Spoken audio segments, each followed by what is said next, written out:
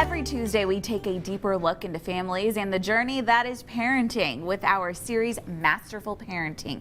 Master Mom Amanda Olson from Olson's Martial Arts Academy is here to talk more about strong-willed children.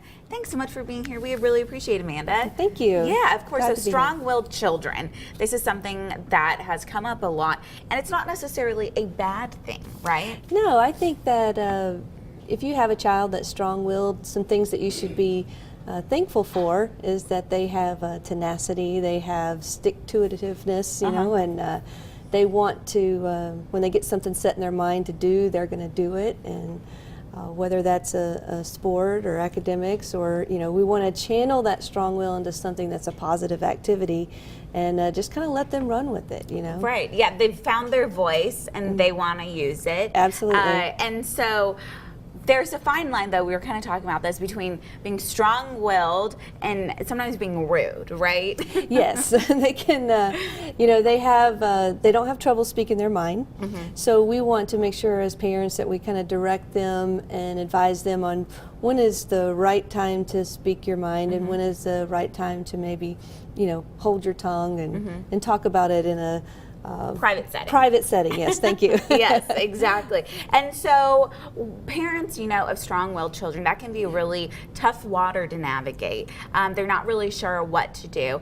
When parents come to you, you know, saying that they have some strong-willed children, we've taken away, you know, their toys, their phone, their iPad, whatever it may be. Is this the best approach for them? It actually, you know, especially if you realize it's not working, you know, because I do have parents say, I've taken everything away and they still are showing this behavior.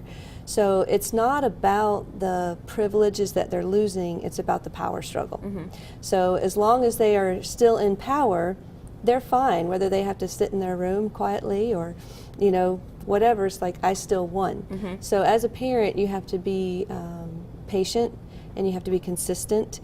And I call it, you have to win, you know, so whatever you have to wait out, or, you know, if you say you're not going to be able to do this if this behavior continues, you have to stick with that. And, you know, sometimes it's inconvenient for the parents. Right. You know, you say, well, we're not going to be able to go to the movies. Well, you know, maybe you wanted to go, you know, but just sticking with that and letting the child know that you're not going to give in no matter what. And the sooner they learn that you're not going to give in, then they'll realize that this particular power struggle is not worth it, you know. And so is there another approach, rather than taking away things, is there another better approach that can be helped with these strong-willed children? I think to require them to do things. Instead of taking things away, put them to work. Absolutely. Get some chores done around the house. Give some chores, you know, and or help out with something extra, or, you know, just have them.